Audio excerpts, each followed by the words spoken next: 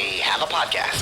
Diving deep into all things Texans, both on and off the field. Here's Sean Pendergast and Pro Football Hall of Famer, the General, John McClain. Welcome to Houtopia.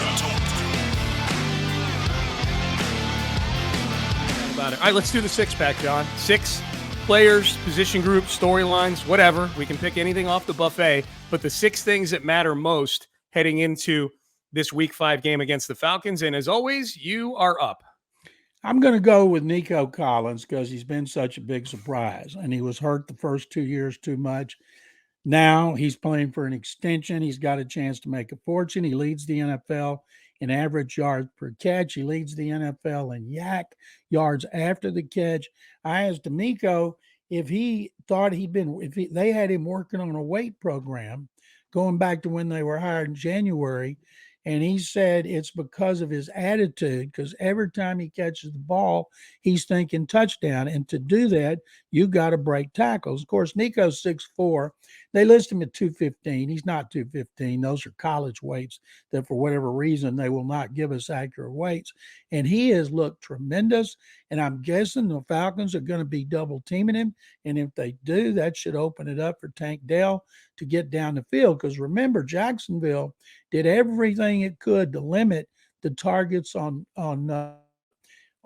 Collins, and Tank Dell took advantage of it. So I can't wait to see that strategy for throwing the ball against Atlanta. How much you think Nico weighs, John? You're the weight expert on this show. I'm guessing he weighs about, let's see, I would guess 222, somewhere 225 somewhere, because he is 6'4". And if he was 215 coming out of college, and we don't even know if that's accurate, I like to go back to the combine because most of them run what a player weighed in college. Right. And so that's why I always want up-to-date weights, but they won't give them. And I'm guessing he's at least 220, maybe 225. All right, there you go. All right. So my first one, John, is Will Anderson Jr. Will Anderson Jr., as you mentioned, he's drawn a lot of attention this year. He's getting double teamed quite a bit. Hasn't gotten a quarterback on the ground since week 1, but he's been active. He's showing up. You're not going, oh, where's 51? You know, you see 51 out there, and he's been pretty stout in the run game too. He's made some plays. This is a homecoming for Will Anderson Jr. If I'm not mistaken, he's from Georgia originally, I believe. So he'll have all 15 of his sisters at the game, I would imagine. I think what does he have? 5 sisters? Something like that. Yeah, he's the youngest of a house full of girls. So I would imagine the whole family is going to be there.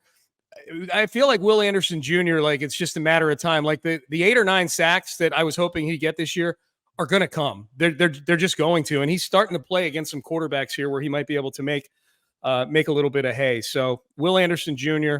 And maybe popping a turnover in this game too is on my list of six-pack guys to watch. Desmond Ridder moves around a lot, and if you move around a lot, that puts you in the area of a guy, a great pass rusher who hustles like crazy. Yeah. So I'm guessing when he gets his next sack, he's going to get more than one. Yeah, I think so too. Who's your next one, John? Well, I can't leave CJ out. He's been fantastic. I love that stat.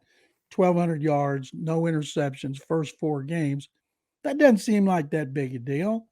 But Aaron Rodgers, Patrick Mahomes, Drew Brees, Tom Brady, and Peyton Manning are the only quarterbacks to ever do that. And that just blows me away. You think, okay, they're among the greatest ever, and Brady is the greatest ever, and Peyton's in the top 5. And they probably did it multiple times. Well, Brady did it 3 years in a row.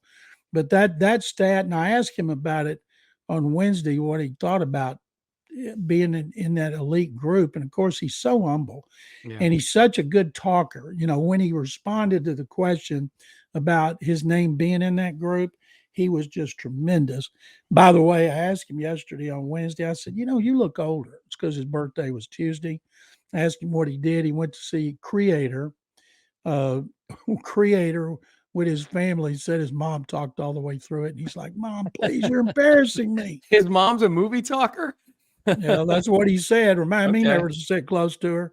Okay, whatever. You'd love to go with CJ Stroud's family to the movies, John. You'd be talking about it for 2 weeks after. Yeah, that. and if somebody was talking, when I hear people talk, I give a big shh. You do? You're a shusher? Yeah.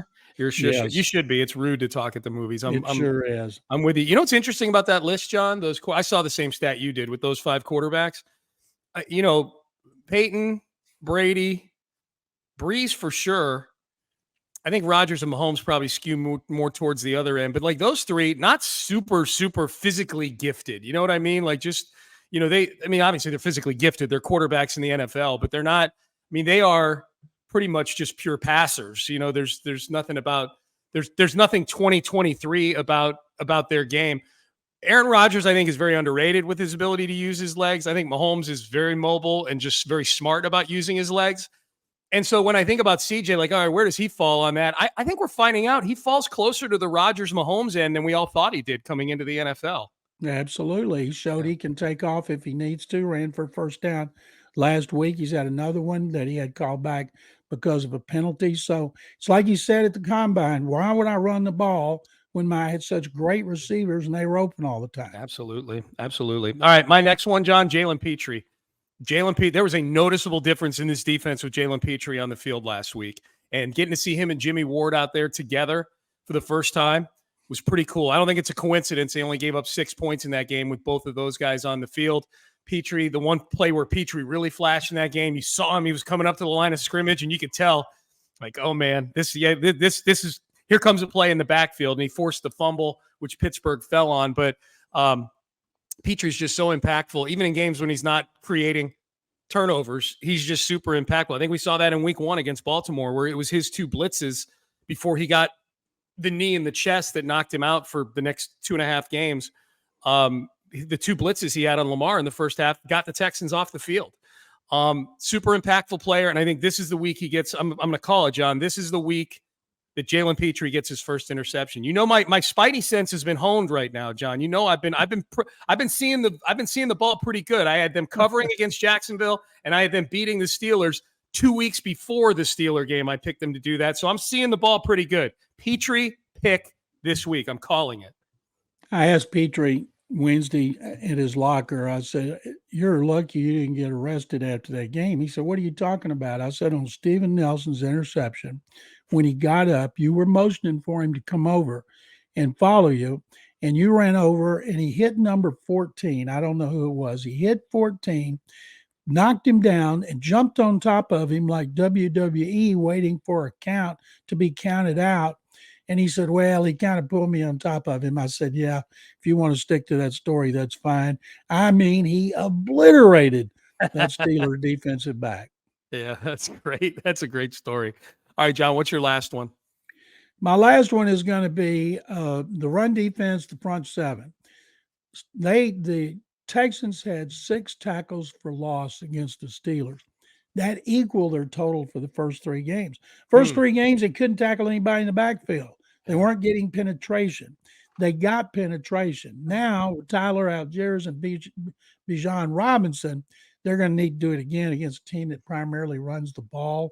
The Falcons have a good run defense, and they have a really good running game that Coach Arthur Smith likes to create a lot of opportunities out of that running game.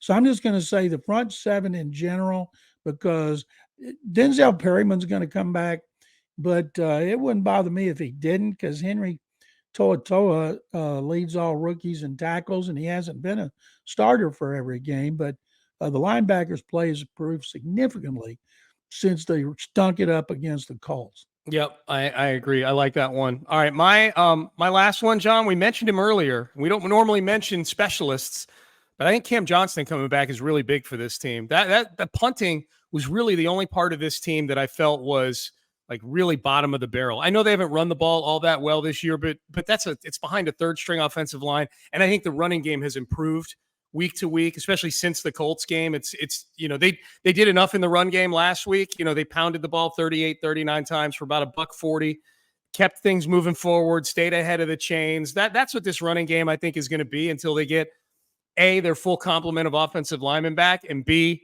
they really get their brain wrapped around this Kubiak-Shanahan system that they play in.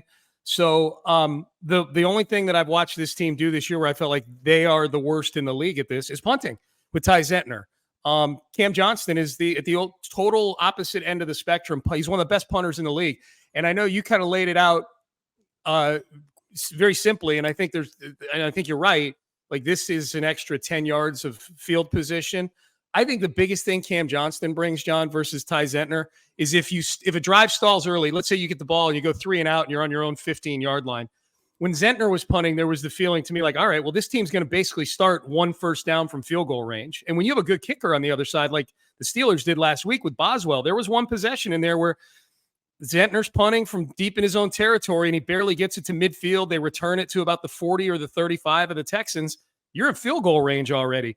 Johnston at least brings the possibility or the likelihood even of swinging the field even when you're operating from bad field position. If you're at your own 20 and you're punting, I feel like there's a chance Cam Johnston is going to put the other team back on their own 20 from that punt. It's the ceiling of what he brings in his ability to swing the field for me versus, the average net that he brings on, punt to punt, because that's kind of a nuanced thing, depending if you're, some punts you're trying to pin them deep, if you're doing it from midfield and so forth.